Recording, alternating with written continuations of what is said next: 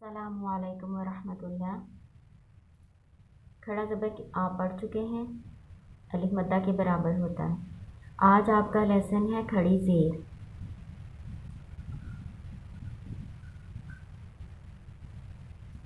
کھڑی زیر یائے مدہ کے قائم مقام ہوتی ہے، یعنی جتنا یائے مدہ کو لمبا کرتے ہیں اتنا ہی کھڑی زیر کو لمبا کرتے ہیں، ایک الف کی مقدار، اس سے زیادہ لمبا نہیں کرتے۔ وقف کی صورت میں بھی ایک الف کی مقدار لمبا کریں گے۔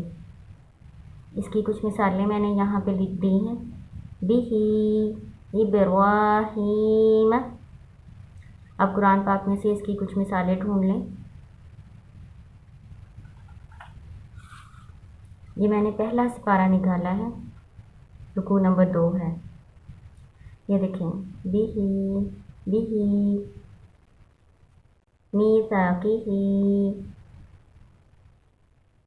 اس طرح کی مثالیں آپ خود سے ڈھونڈیں قرآن پاک میں سے، انشاءاللہ آپ کو آ جائے گا۔